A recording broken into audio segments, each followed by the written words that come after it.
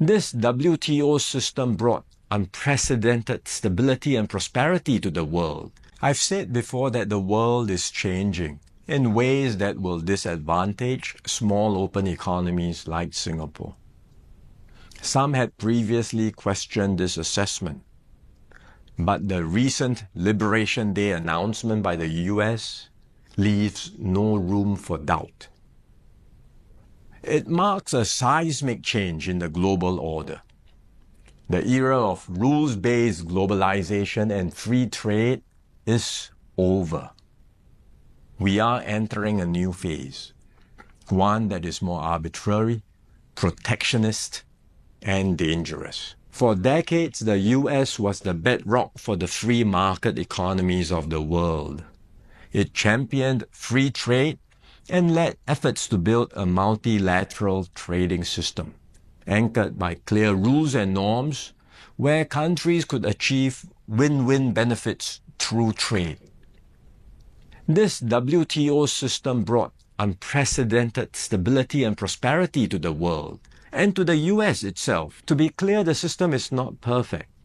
Singapore and many others have long called for reform, to update the rules and to make the system better. But what the US is doing now is not reform. It is abandoning the entire system it had created. Its new approach of reciprocal tariffs, country by country, is a complete rejection of the WTO framework. The US has placed Singapore in the lowest base tier with a tariff of 10%. So the direct impact on us may be limited for now, but there are wider and more profound consequences. If other countries adopt the same approach as the US, abandoning the WTO and trading only on their own preferred terms, country by country, it will spell trouble for all nations, especially small ones like Singapore. We risk being squeezed out, marginalized, and left behind. We can also expect a strong global response to America's tariffs. Singapore has decided not to impose retaliatory tariffs, but other countries may not exercise the same restraint. The likelihood of a full-blown global trade war is growing. The impact of the higher tariffs, plus the uncertainty of what other countries may do next, will weigh heavily on the global economy. International trade and investments will suffer, and global growth will slow. Singapore will take a bigger hit than others because of our heavy reliance on trade. The last time the world experienced something like this was in the 1930s. Trade wars escalated into armed conflict and eventually the Second World War. No one can say how the current situation will unfold in the coming months or years. But we must be clear-eyed about the dangers that are building up in the world. Global institutions are getting weaker. International norms are eroding.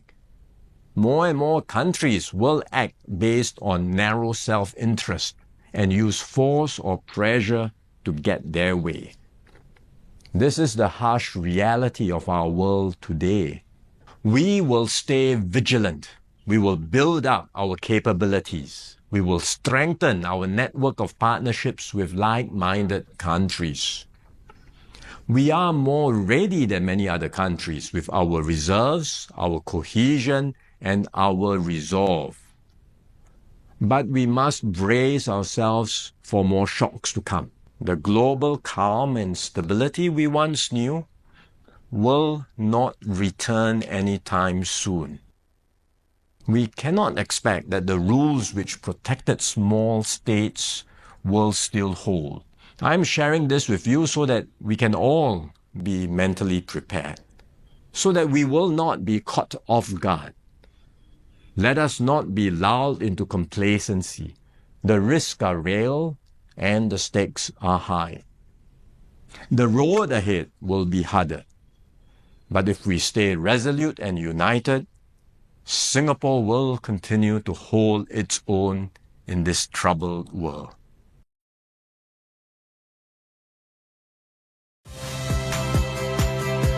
Saya Friska Clarissa. Saksikan program-program Kompas TV melalui siaran digital, pay TV, dan media streaming lainnya. Kompas TV, independen, terpercaya.